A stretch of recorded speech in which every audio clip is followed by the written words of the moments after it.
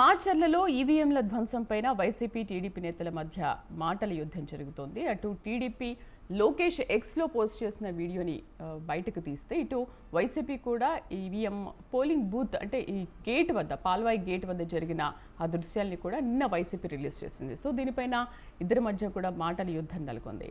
దీనిపైన డిస్కస్ చేద్దాం. మనతో డిస్కస్ చేయడానికి డిబేట్లో పార్టిసిపేట్ చేస్తున్నారు సయ్యద్ రఫీ గారు, టీడీపీ రాష్ట్ర అధికార ప్రతినిధి, అలాగే ఎన్ రాజారెడ్డి గారు, వైసీపీ రాష్ట్ర నాయకులు. నమస్తే రఫీ గారు. నమస్తే. మాచర్లలో అసలు ఇంత హై టెన్షన్ నెలకొనడానికి కారణం ఏంటి? అంతకు ముందు అసలు పల్నాడులో ఇలాంటి గొడవలు ఉండేవి, కానీ దాదాపు ఒక 4-5 years నుంచి ఎటువంటి గొడవలు లేవు, మళ్ళీ ఇప్పుడే స్టార్ట్ అయ్యాయి అనుకోవచ్చా? గొడవలు ఎందుకు లేవండి మేడం? 2019 ఎన్నికల తర్వాత దాదాపు కొన్ని వందల కుటుంబాలు మాచర్ల వదిలేసి బయటికి వెళ్ళిపోయారు, అక్కడ బతకలేక. 100 ముస్లిం కుటుంబాలు ఉన్నాయి అందులో. వాళ్ళందరినీ పరామర్శించడానికి చంద్రబాబు నాయుడు గారు అప్పుడే బయలుదేరితే ఆయన ఇంటి గేటుకి తాడు కట్టించాడు జగన్మోహన్ రెడ్డి, సవాంగ్ చేత బయటికి రానికుండా. ఆ తర్వాత 6 హత్యలు జరిగినాయి. చంద్రయ్యని రోడ్డు మీద గొంతు కోశారు. జై జగన్ అనే అను లేకపోతే నేను వదిలేస్తాం, అది అంటే నేను జై చంద్రబాబు అన్నాడు అన్నందుకు గొంతు కోశారు. రోడ్డు మీద విజువల్స్ కూడా ఉన్నాయి. 6 హత్యలు, 10 దౌర్జన్యాలు.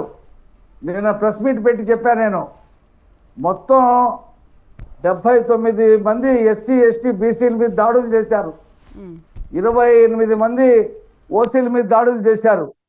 అనేక కుటుంబాలు అక్కడి నుంచి వెళ్ళిపోయినాయి. స్థానిక సంస్థల ఎన్నికల్లో పరిశీలనకు వెళ్ళినటువంటి బోండా ఉమా, బుద్ధా వెంకన్న, పారా కిషోర్, వీళ్ళు ముగ్గురు మీద అక్కడ ఉండేటువంటి తురగా కిషోర్ అనేటువంటి ఎవరైతే మున్సిపల్ చైర్మన్ ఉన్నాడో అప్పుడు అతను కేవలం గుండా, అతను ఎలా దాడి చేశాడో విజువల్స్ మీరు కూడా చూసుంటారు, మొత్తం ప్రపంచం చూసింది. పెద్ద దొంగ తీసుకొని అద్దాలు పగలు కొడుతూ కారులో ఉన్నాడు, చంపాలని చెప్పి ట్రై చేశాడు. ఆ తర్వాత అతనికి మున్సిపల్ చైర్మన్ ఇచ్చారు. మాచర్ల మున్సిపాలిటీలో ఎవరిని నామినేషన్ లేకుండా అన్ని ఏకగ్రీవం చేసేశారు. మాచర్లలో గత 5 సంవత్సరాలుగా జరుగుతున్నటువంటి దౌర్జన్యాలు పరాకాష్ట. ఇప్పుడు అక్కడ ఉండేటువంటి పిఓని, ఏపీఓని సస్పెండ్ చేశారు. ఇది పోలింగ్ బూత్లో ఎమ్మెల్యే పెన్నెల రామకృష్ణారెడ్డి ఈవీఎంని నేరకేసి బాధిన దాంట్లో మీద ఇద్దరిని సస్పెండ్ చేశారు. పోలీసులు మాత్రం రామకృష్ణారెడ్డిని పట్టుకోలా, కేసు పెట్టలా. ఎవరు అన్నోన్ పర్సన్స్ అక్కడ వచ్చి ఈవీఎం పగలగొట్టారని పోలీసులు కేసు రాశారు. సిట్టు దర్యాప్తు వచ్చిన తర్వాత, విజువల్స్ బయటకు వచ్చిన తర్వాత అప్పుడు మళ్ళీ ఎఫ్ఐఆర్ మార్చారు. ఇదంతా కూడా గత 5 సంవత్సరాలుగా జరుగుతున్నటువంటి దోపిడీ మామూలుగా లేదు. అక్కడ పోలీస్ స్టేషన్లోనే వెళ్ళి పోలీసులు కొట్టే పరిస్థితి. అక్కడ ఉండే కార్జ్ ఖనిజాన్ని దోచేస్తూ ఉన్నారు, పర్మిషన్ లేకుండా గనులు దోచేస్తూ ఉన్నారు. అంటే ఏంటి ఇప్పుడు వైఎస్ఆర్సీపీ నేతలకు పోలీసులు వత్తాసు పలుకుతున్నారంటారా? మరి ఎందుకంటే ఇప్పుడు విజువల్స్లో క్లియర్గా పిన్నెల్లి రామకృష్ణారెడ్డి ఆ బూత్లోకి వస్తే లేచి నుంచొని అందరూ నమస్కారం పెట్టినోళ్ళు, ఆ తర్వాత వెంటనే అతని ఈవీఎంని కింద పడేసి పక్కన కొడతా ఉంటే మరి పోలీసులు గుర్తు తెలియని వ్యక్తులు వచ్చి ఆ ఈవీఎం పగలు కొట్టారని చెప్పి 5 రోజుల తర్వాత ఎలా రాస్తారు? అంటే రామకృష్ణారెడ్డి అని ఆయన తెలుసు కదా వాళ్ళకి. వాళ్ళు లోపల ఈవీఎంలు పిన్నెల్లి ధ్వంసం చేసిన వీడియో ఒకటి మీరు రిలీజ్ చేశారు. బట్ టీడీపీ కార్యకర్తలు కూడా పాల్వాయి గేట్ బయట కూడా ఈవీఎం అంటే పోలింగ్ బూత్ బయట కూడా మీరు చేసిన రిగ్గింగ్ పాల్పడిన దృశ్యాలు కూడా వైఎస్ఆర్సీపీ రిలీజ్ చేసింది కదా నిన్న. అంటే ఇప్పుడు వాళ్ళు ఏమంటారు అని అంటే, టీడీపీ అక్కడ రిగ్గింగ్కి పాల్పడింది కాబట్టి అది చూసే మేము పోలింగ్ బూత్లోకి లోపలికి వెళ్ళి గొడవ సృష్టించారని మాట్లాడుతున్నారు. బట్ ఫస్ట్ మీరు చేస్తేనే కదా వాళ్ళు లోపలికి వెళ్ళింది. ఇప్పుడు అక్కడ పోలీసులు కేసు నమోదు చేశారు.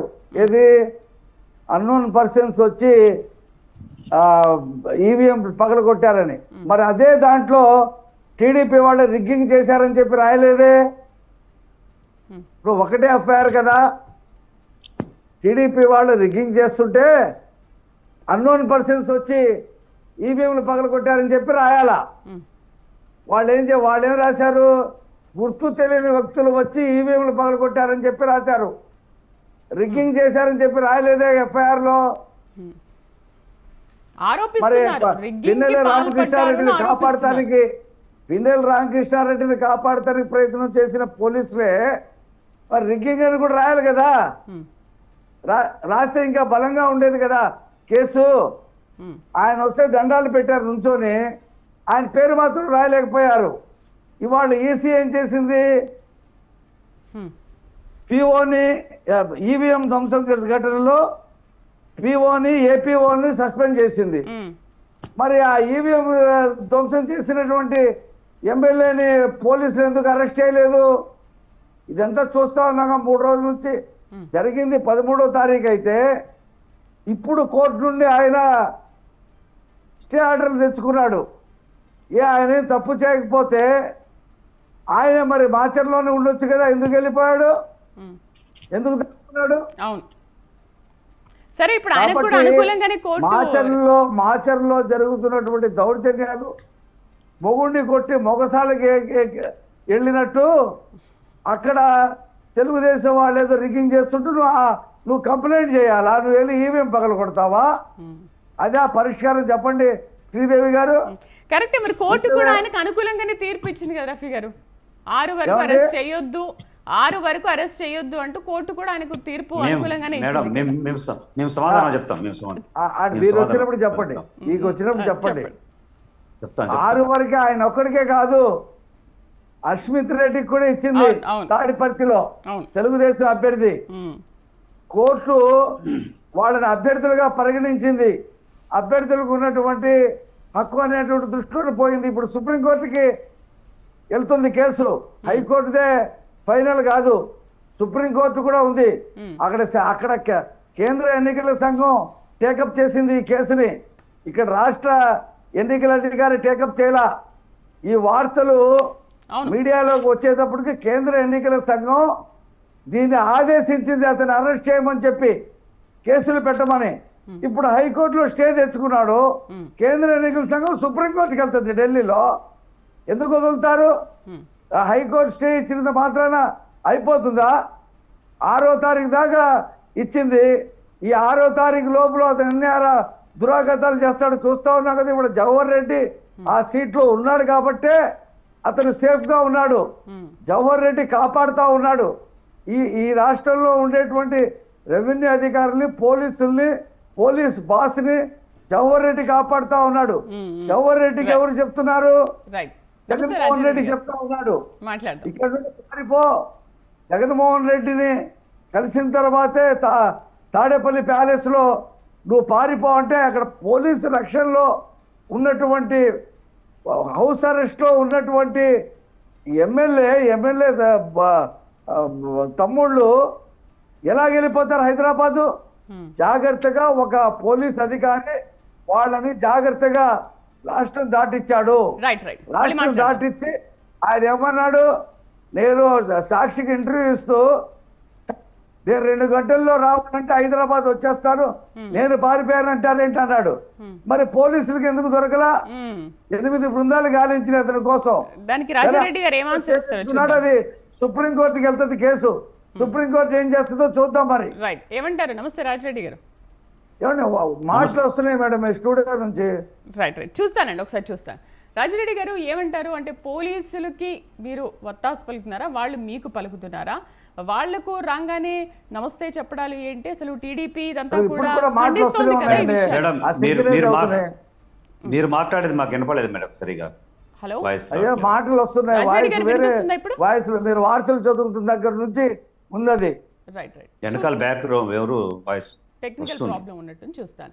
రాజిరెడ్డి గారు ఇప్పుడు వినిపిస్తుందా మీకు? ఇప్పుడు కూడా ఆ పీసీఆర్ చూడమనండి, పీసీఆర్ చూడమనండి, ఏం చేస్తున్నారు పీసీఆర్ వాళ్ళు? రాజిరెడ్డి గారు వినిపిస్తుందా ఇప్పుడు? ఇప్పుడు వినపడుతుందండి. రైట్, ఏమంటారు? పోలీసులు అంటే మీకు వత్తాసు పలుకుతున్నారా, వాళ్ళు మీకు పలుకుతున్నారా? అసలు ఏం జరుగుతుంది మాచర్లలో? ఎందుకు మరి ఇప్పుడు తప్పు చేయనప్పుడు పిన్నెల్లి ఎందుకు మళ్ళీ వస్తూనే పారిపోవాల్సి ఉన్నాయి. వచ్చింది? మీరేమో ఫేక్ వీడియో అని అంటున్నారు, మరి ఫేక్ వీడియో అన్నప్పుడు ఎందుకు పారిపోవాల్సి వచ్చింది? మేడం నమస్తే. మీకు ప్యానల్ ఉన్నట్టు రఫీ గారికి, స్వతంత్ర టీవీ ప్రేక్షకులకి గుడ్ మార్నింగ్. రాజారెడ్డి గారు, అసలు ఏపీలో రాజకీయాలన్నీ కూడా ఈ వీడియోలు చుట్టే తిరుగుతున్నాయి. ఒక శాసనసభ్యుడు అయ్యుండి కూడా ఈవీఎంలు పగలగొట్టి ఎన్నికల వ్యవస్థను అపహాస్యం చేశారు. సో ఈయనను డిస్క్వాలిఫై చేయాలి, క్రిమినల్ చర్యలు చేపట్టాలంటూ టీడీపీ నేతలు నిన్న ఆరోపించారు. ఏమంటారు?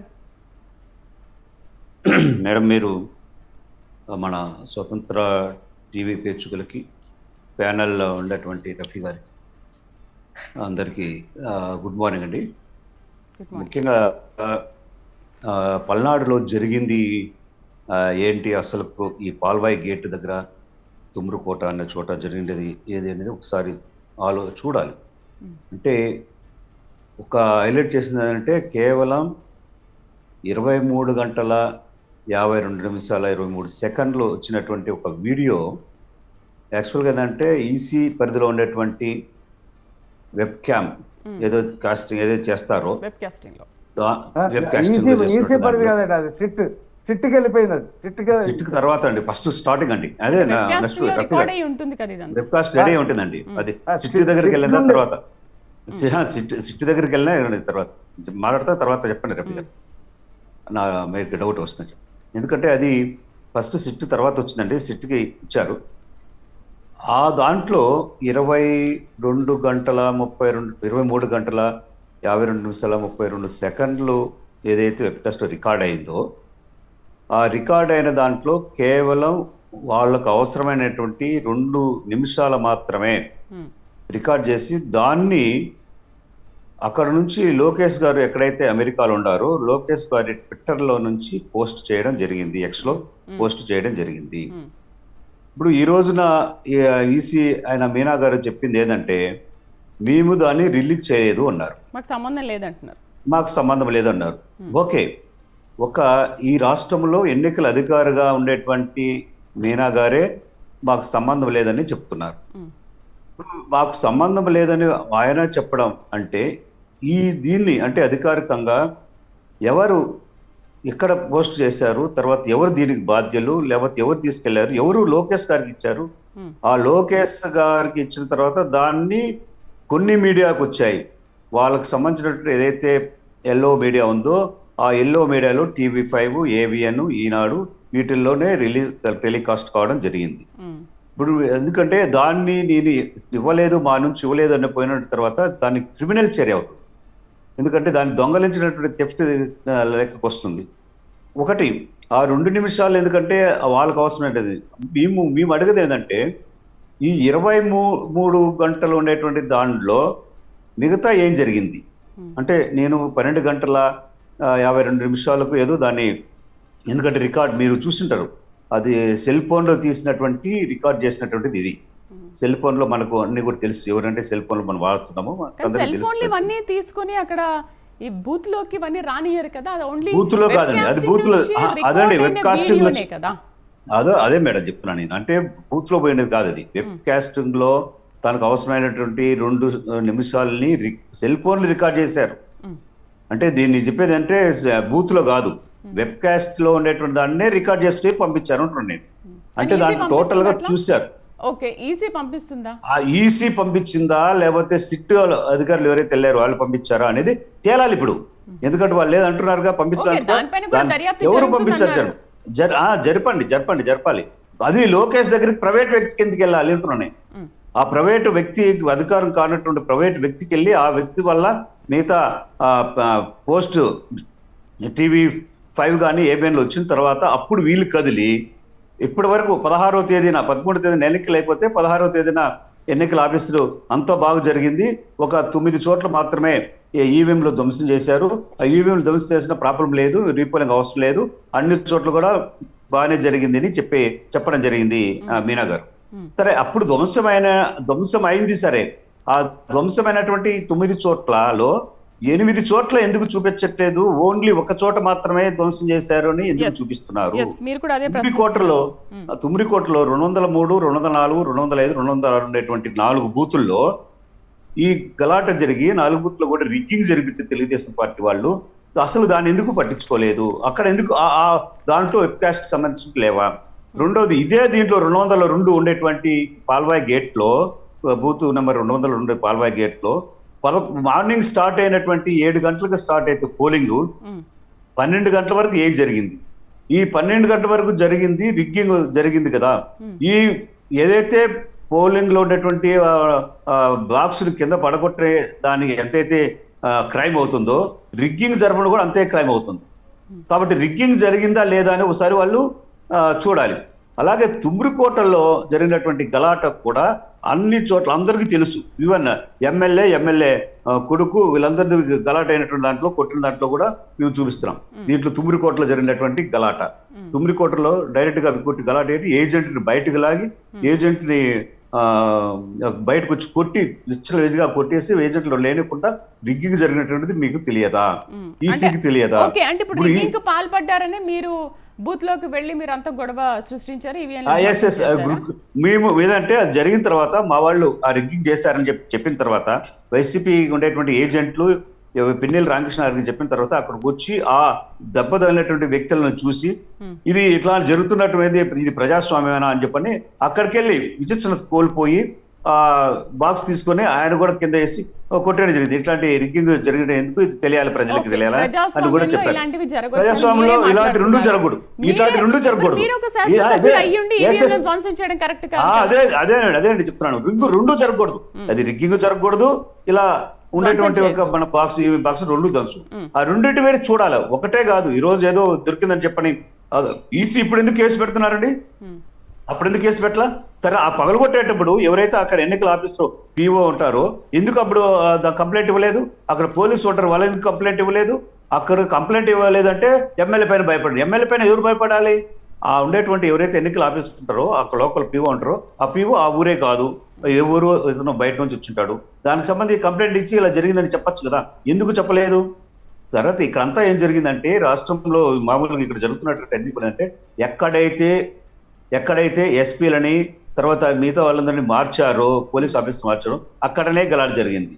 కాబట్టి అక్కడ జరిగినటువంటి గలాటలను దానికి కారణం ఇప్పుడు మార్చినట్టు దానికి అంతటి కారణం ఎవరైతే అక్కడికి వచ్చినటువంటి ఆఫీసర్స్ ఉన్నారో ఆ ఆఫీసర్స్ అందరూ కూడా ఏంటంటే అక్కడ పంపించినటువంటి చంద్రబాబు నాయుడు, అలాగే వాళ్ళ వదిన పురంధేశ్వరి వీళ్ళకి మెప్పు పొందాలని చెప్పిన పద్ధతులు ఎలాంటి ఇది చేస్తారు. వీళ్ళపైన వైసీపీ వాళ్ళపైన కేసు పెట్టారు తప్ప తెలుగుదేశం వాళ్ళపైన కేసు పెట్టట్లా.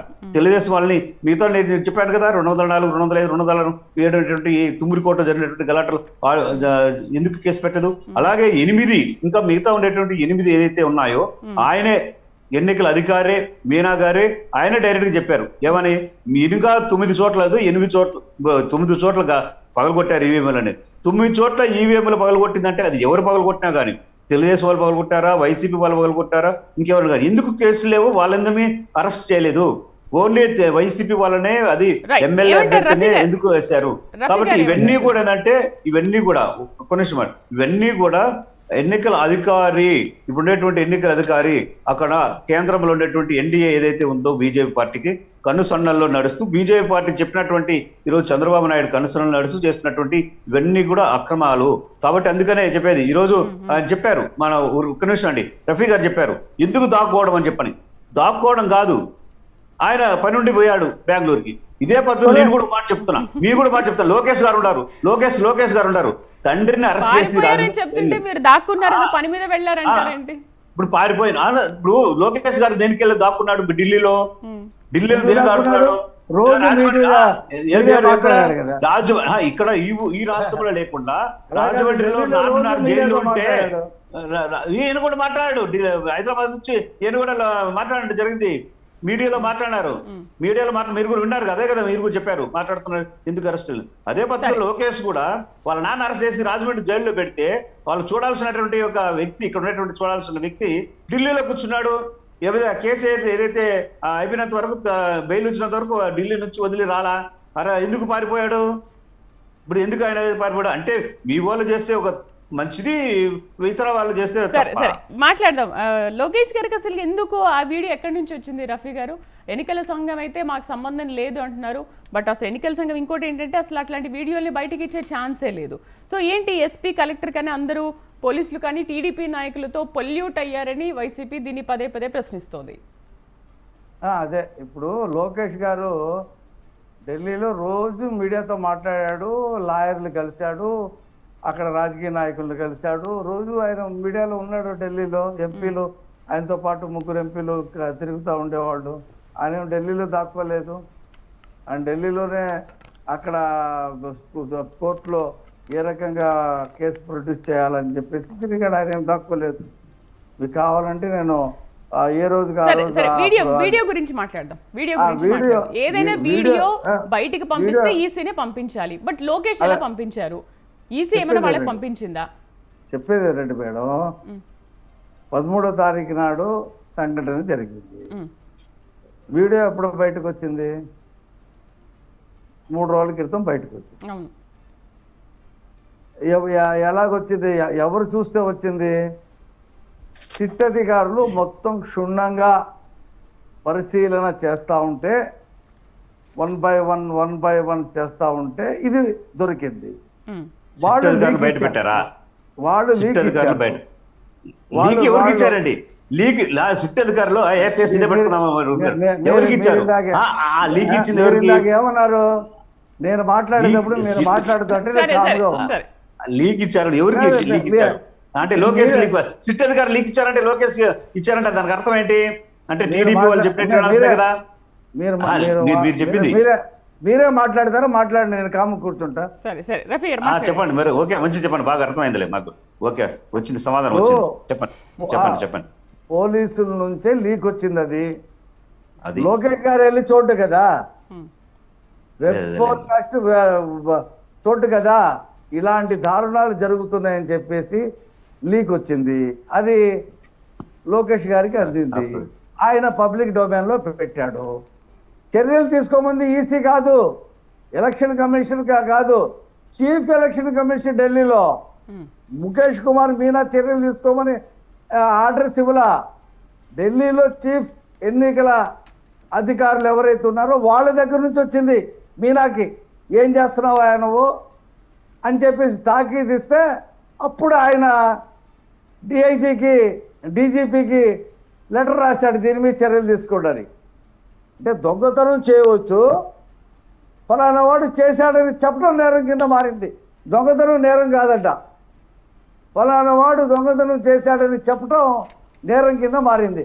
మాకు పోలీసుల నుంచే వచ్చిందయ్యా. పోలీసులు వెబ్కాస్ట్ పరిశీలన చేస్తున్నారు. వాళ్ళు మరి బయటకు మేమైతే వెళ్ళి చూడం కదా. పోలీసుల నుంచి వచ్చింది అంటున్నారు రఫీ గారు. మరి పోలీసులే పలుకుతున్నాయి, మరోవైపు కూడా మీరే మాట్లాడుతున్నారు కదా. అది కాదండి, ఇప్పుడు పోలీసులు మీకు సపోర్ట్ చేస్తున్నారా, వాళ్ళకి సపోర్ట్ చేస్తున్నారా? ఈసీ మీకు సపోర్ట్ చేస్తుందా?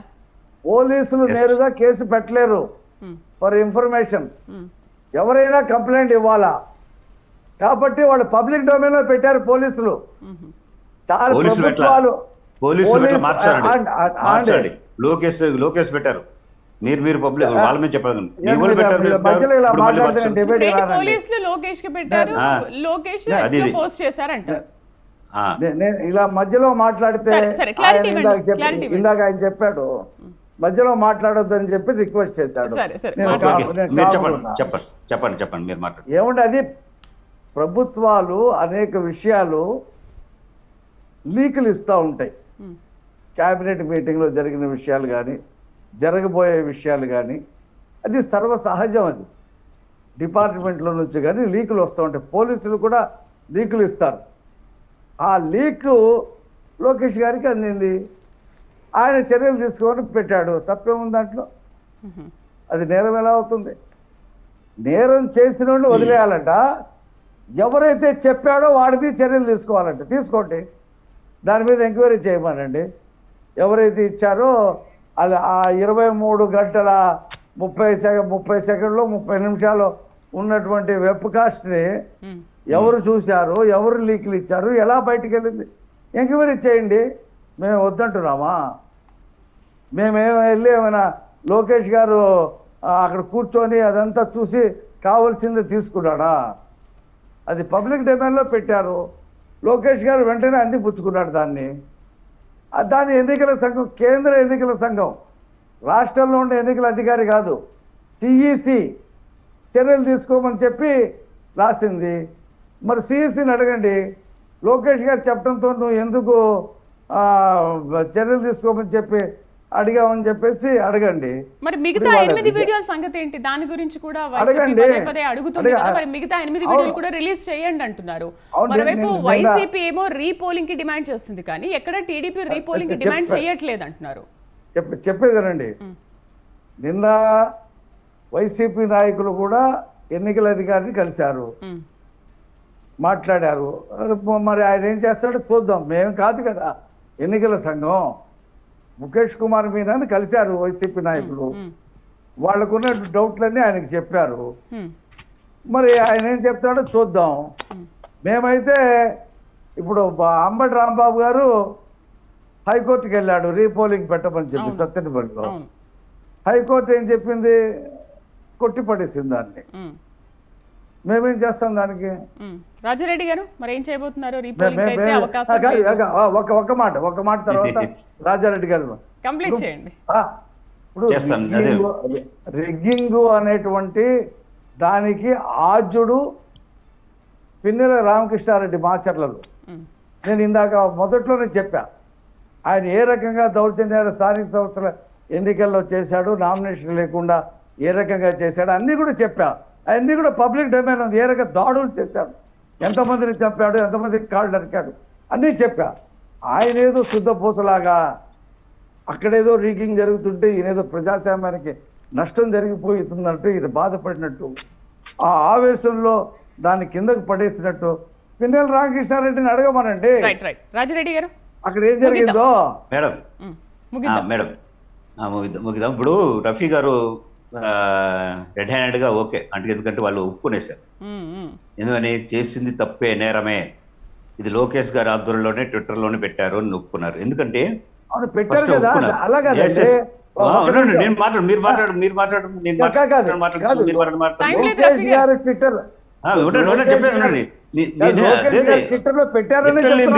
అదే చెప్తున్నా. ఓకే, లోకేష్ గారు ట్విట్టర్లో పెట్టారు, ఒప్పుకున్నారు మేడం. అంటే ఇప్పుడు 2 నిమిషాల అనేది సంబంధించి చెప్పారు అంటే సిట్ అధికారులే పంపించారు అని చెప్పారు. ఇది ప్రజలకు తెలియాలి మేడం. ఇది కరెక్ట్ గా టెలికాస్ట్ చేయండి. ఎందుకంటే ఇది సిట్ అధికారులే లోకేష్ కే ఎందుకు పంపించారు, మిగతా వాళ్ళు ఎందుకు పంపించాలి, ఎవరు పంపించాలి, వాళ్ళు ఎందుకు పెడతారు? పబ్లిక్ వాళ్ళు పెట్టలా. మీరు చూడండి, ఎవరికి ఇచ్చారు? లీక్ ఇచ్చింది చాలా మందికి ఇచ్చారు, చాలా మందికి ఇచ్చారు. చెప్పండి, ఒక పేరు చెప్పండి. మీరు తీసుకోవాలా? ఒక ట్విట్టర్ లో తీసుకోవాలా? మీకేమో చూసారా? ఇప్పుడు మీరే కదా చెప్పారు లోకేష్ పెట్టారు. ఈ లోకేష్ ట్విట్టర్ పెట్టిన తర్వాతనే ఎన్నికల మీరే చెప్పారు. మీడియాలో ఎందుకు వచ్చింది? మీరు ఏ మీడియాలో వచ్చింది? ఆంధ్రజ్యోతి. ఒక నిమిషం వినండి సార్, వినండి సార్, నేను చెప్పేది వినండి. లోకేష్ గారు పెట్టాడు, ఆ మీడియాలో రాలేదు. చూడండి, 8:52 నిమిషాలకు మీడియాలో వచ్చింది. అంతకు ముందే 6 గంటల ముందు ఉదయాన్నే లోకేష్కి వెళ్ళింది. ఇప్పుడు మీరే చెప్పుకున్నారు, ఎందుకంటే దీన్ని లీక్ చేసింది కరెక్ట్ పబ్లిక్ డిమాండ్ లో పెట్టారని చెప్పండి. లీక్ ఇవ్వడం అనేది పరిపాటి అని చెప్పారు మీరు. అంటే పోలీసులు లీక్ ఇవ్వడం పరిపాటి ఈ పరిపాటి అంటే దీన్ని లీక్. ఈ సిట్ అధికారులు ఎవరైతే అక్కడికి వెళ్ళారో మేడం, నేను చెప్పేది కరెక్ట్ గా వెళ్ళాలి, ఆఫీసర్స్ కూడా వెళ్ళాలి. ఎవరైతే వెళ్ళారో సిట్ అధికారులు ఎవరైతే అక్కడికి వెళ్ళారో వాళ్ళు పంపించినట్టు లీకేజ్ ఎవరైతే లోకేష్ పంపించారో వాళ్ళపైన ఫస్ట్ చర్యలు తీసుకోవాలి, వాళ్ళపైన కేసు పెట్టాలి. ఎందుకంటే సిట్ అధికారులు దేనికంటే వాళ్ళకు సంబంధించిన దాని వాళ్ళకి వచ్చినట్టు ఏదైతే డౌట్ వచ్చిందో లేకపోతే ఏముండొచ్చో దాన్ని తీసుకొని పై అధికారికి ఇవ్వాలి, డీజీపీకి ఇవ్వాలి, దాని సంబంధించిన అధికారులకు ఇవ్వాలి. అట్లా లేకుండా లోకేష్ పబ్లిక్ డొమైన్ లో కూడా లోకేష్ మేడం పెట్టకూడదండి. ఇది పబ్లిక్ డొమైన్. ఇప్పుడు చంద్రగిరిలో తిరుపతిలో జరిగింది, లేకపోతే పెద్దారెడ్డి దగ్గర జరిగింది. ఇవన్నీ కూడా పబ్లిక్ డొమైన్ లో వాళ్ళు పెట్టలేదే. సిట్ అధికారులు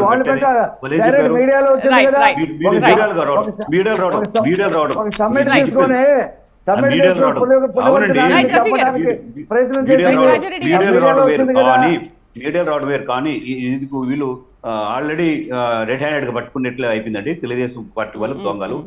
లోకేష్ ఇది దొంగ. మరి ఈవీఎంలు రైట్ రైట్ నేలకేసి చూద్దాం. ఇంకా దానిపైన కాబట్టి- క్లారిటీ కాబట్టి రాలేదు. నన్ను ఎన్నికల కూడా- సంఘం కూడా నన్ను దానిపైన దర్యాప్తు చేస్తోంది. మరి అవి ఇప్పుడు బయటకు ఎట్లా ఎన్నికల సంఘమే వస్తుంది చెప్పింది కదా, ఎన్నికల సంఘమే చెప్పింది కదా. Right, చూద్దాం. ఎవరైతే ఆయన రఫీ గారు చెప్పినట్లు ఫస్ట్ లోకేష్ ని ఏమని చేస్తారా, లేకపోతే సిట్ అధికారులు ఏమని Right, చేస్తారా, లేకపోతే చూద్దాం. సిట్ అధికారులు ఏమని చేస్తారా, లోకేష్ ని ముందు Pinnelli రామకృష్ణారెడ్డిని EVM right right right డిబేట్లో పార్టిసిపేట్ చేసినందుకు టీడీపీ రాష్ట్ర అధికార ప్రతినిధి సయ్యద్ రఫీ గారికి, అలాగే వైసీపీ రాష్ట్ర నాయకులు ఎన్ రాజారెడ్డి గారికి థ్యాంక్ యూ అండి. Thank you very much. So మొత్తానికి ఎన్నికల సందర్భంగా చోటు చేసుకున్న నేరాల్లో నిందితులుగా ఉండి హైకోర్టును ఆశ్రయించిన అభ్యర్థులకైతే తాత్కాలిక ఊరట లభించింది. మొత్తానికి పిన్నెల్లికైతే కోర్టు రక్షణ కల్పించిందని చెప్పాలి. జూన్ 6 వరకు అరెస్ట్ చేయొద్దని చెప్పింది. సో జూన్ 6 తర్వాత ఏం జరుగుతుందో చూద్దాం. ఇది వాళ్ళ న్యూస్ కేఫ్ విత్ శ్రీదేవి. రేపటి న్యూస్ కేఫ్లో మళ్ళీ కలుద్దాం. నమస్తే.